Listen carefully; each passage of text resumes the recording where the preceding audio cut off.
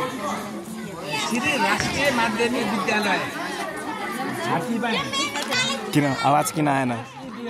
2081 सहभागी हुने विद्यार्थीको शुभकामना तथा विदाई कार्यक्रमका अध्यक्षज्यू, यस कार्यक्रमका विशिष्ट अतिथिज्यू, ध्यासमा आसीन मेरा शिक्षक मित्रहरू र अब यासीको तयारीमा रहेका कक्षा 10 का विद्यार्थी भाइ बहिनी, यस कार्यक्रमका आयोजक कक्षा 9 का भाइ बहिनी र सम्पूर्ण विद्यार्थीहरूमा सबैलाई नमस्कार।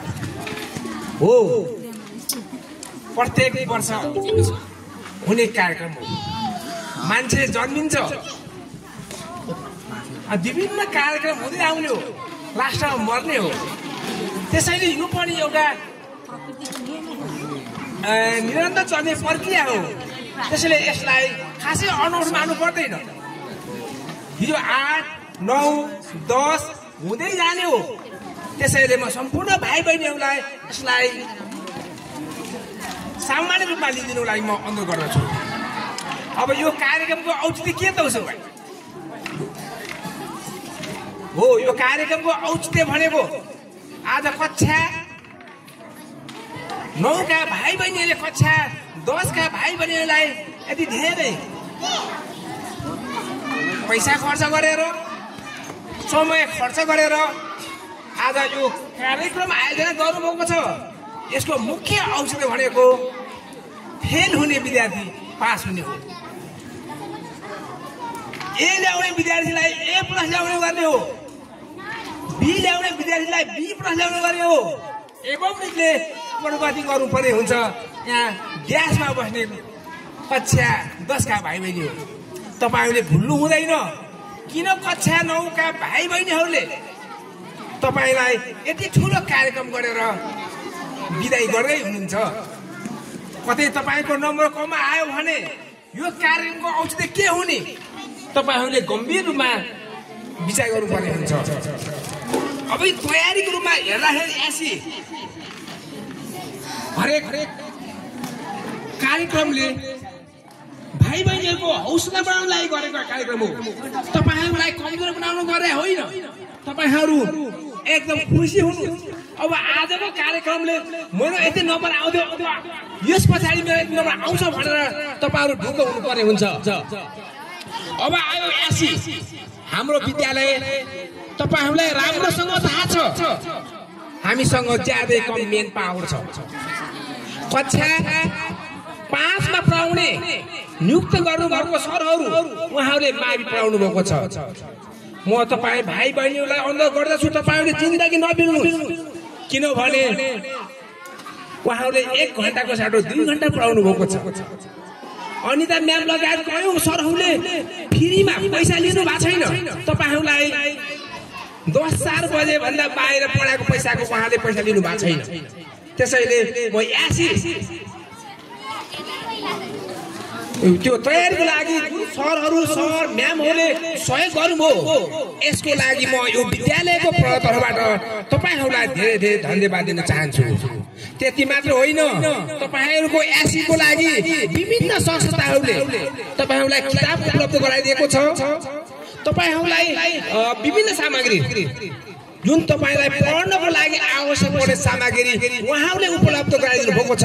म उहाँहरूलाई पनि यो कार्यक्रममा धेरै धन्यवाद दिन चाहन्छु। अब रिजल्ट, यदि तपाईँ फेल भयो भने के हुने, तपाईँ पास भयो भने के हुने, यो तपाईहरूले सोच्नुपर्ने कुरा हो।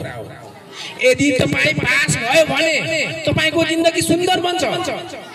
तपाईँको परिवारको लगानी राम्रो हुन्छ, यो विद्यालयको रिजल्ट राम्रो हुन्छ र यो काउलेको हात्तीबाङको भविष्य नै सुन्दर हुन्छ। यदि तपाईको रिजल्ट कमजोर भयो भने तपाईको भविष्यमा अन्धकार देखा पर्न सक्छ, तपाईको परिवारमा खुसी नआउन सक्छ, यो विद्यालयमा खुसी नहुन सक्छ र यो गाउँ फेरि विकासको पछाडि पर्न सक्छ। त्यसैले म सम्पूर्ण भाइ बहिनीहरूलाई तपाईहरुलाई गम्भीर हुनको लागि अनुरोध गर्दछु जसरी हुन्छ यसपालि सबैजना पास हुनु पर्ने हुन्छ त्यसैले म तपाईहरुलाई 2081 मा हुने 80 को पुनः सफलताको कामना गर्न चाहन्छु मैले तपाईहरुलाई भनिरहेको छु भाइ बहिनीहरु यो अब स्कुलको यस्तो अवस्था हो मलाई लाग्छ कि चितवन जिल्लाको सबैभन्दा दुर्गम ठाउँमा रहेको विद्यालय हो तर गएको अर्थात 2080 सालमा यो विद्यालय इच्छा कामना फर्स्ट हुन सफल भयो यसको लागि म विशेष गरेर यस विद्यालयका शिक्षक प्रतिनिधि विजय सर हम रमेश सर दीपेन्द्र सर जो लगायत सम्पूर्ण सरहरूलाई र म्यामहरूलाई म विशेष धन्यवाद दिन चाहन्छु अहिले पनि उहाँहरूले आफ्नो तर्फबाट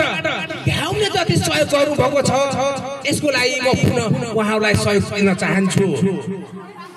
अब तपाईहरुले भाइ बहिनीहरूलाई यो कुनै परीक्षाको लागि नौलो कुरा नखाउनुहोस् है तपाईहरु जसरी तपाईहरु कक्षा 1 देखि कक्षा 10 सम्म परीक्षा दिएर आउँदै हुनुहुन्छ परीक्षाको स्टाइल एउटा त्यही हो कुनै फरक छैन त्यसैले तपाईहरु ढुक्क भएर तपाईहरुले जानेका कुराहरु लेख्नुस् अनि तपाईहरु पास हुनु भनेको तपाईको परिवार पास हुनु हो यो विद्यालय पास हुनु हो यहाँका शिक्षकहरु पास हुने हो यो हात्तीबाङ नै पास हुने हो त्यसैले कक्षा 10 का भाइ बहिनीहरु यसलाई गम्भीर लिनको लागि म विनम्र अनुरोध गर्दछु अब जुन तपाईहरुलाई समस्या आउन सक्छ ठाउँ फरक मात्रै हो तपाईहरुले यो भन्दा अगाडि होम सेन्टर यसै विद्यालयमा परीक्षा दिँदै आउनु भएको थियो यसपालिको 80 भनेको मात्रै ठाउँ परिवर्तन हो अरु कुनै परिवर्तन होइन तपाईहरु अहिले कक्षा 10 मा आएर धेरै भन्दा धेरै तयारी गर्नु भएको छ कक्षा 1 विद्यार्थीहरु कक्षा 9 मा हुँदाखेरि कक्षा 8 मा हुँदाखेरि ए बाबु पढ भन्दाखेरि नमाने भाइ बहिनीहरु कक्षा 10 मा आउँदाखेरि ए बाबु आज नपढ्ने भन्दा नमाने छैन अर्थात कक्षा 10 का नानी बाबुहरु हरेक समय कसरी पनि कसरी धेरै नम्बर ल्याउने भन्ने कुरामा तपाईहरु चिन्तित हुनुहुन्छ मलाई आशा छ तपाई धेरै चिन्ता लिन नगर्नु तपाईहरु राम्ररी तयार गर्नुस् सरहरुले सिकाएको कुरा लेख्नुस् म्यामले भन्नुभएको कुरा लेख्नुस् मलाई लाग्छ कि कोही फेल हुनेवाला छैन अब यासी सके पछाडी के गर्नु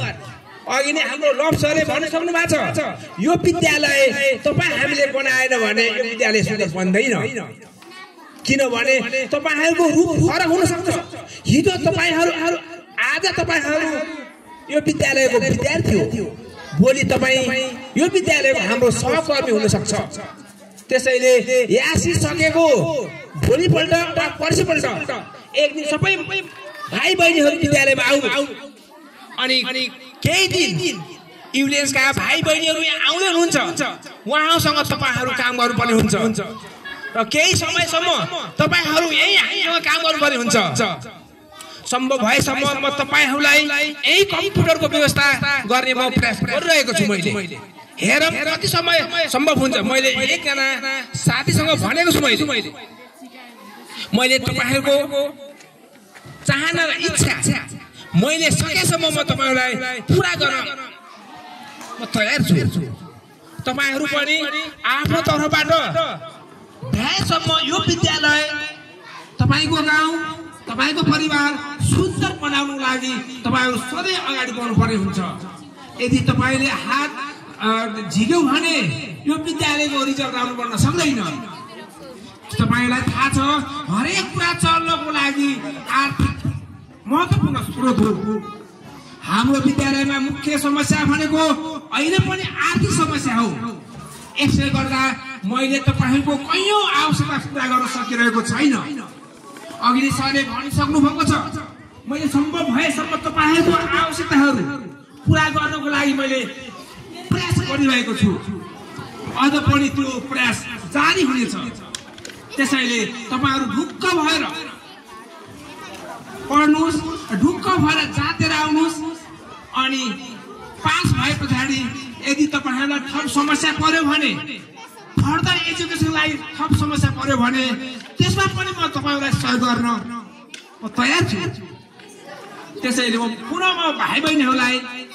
कक्षा 10 को एसीमा सर म्यामले भने जस्तै उहाँले सिकाए जस्तै गर्नुस् अनि तपाईको भविष्य सुन्दर बनाउनको लागि तपाई कहिले पछि नहट्नुस् परीक्षा तपाई हामीले सोचेको भन्दा सजिलो छ किनभने हामीले ग्रेड पढेका छौं कुन नम्बर कहाँबाट आउँछ कुन पाठबाट कति नम्बर आउँछ मलाई लाग्छ कि सम्पूर्ण भाइ बहिनीलाई थाहा छ होला A+ ल्याउनलाई समस्या होला B+ ल्याउनलाई समस्या होला पास गर्नलाई मात्रै मलाई लाग्छ कि त्यति ठुलो समस्या छैन होला हाम्रो समस्यामा केही कमजोरी भयो होला किनभने हामीले कक्षा 6, 7, 8 मा हामीले जति तयारी गर्नुपर्ने हो हामीले गर्न सकेनौं किनभने त्यहाँ धेरै कारण थियो 10 मा मात्रै आउँदाखेरि हामीले धेरै प्रयास गर्दाखेरि कतै भाइ बहिनीहरुलाई अप्ठ्यारो पर्न पनि सक्छ तपाईले यसलाई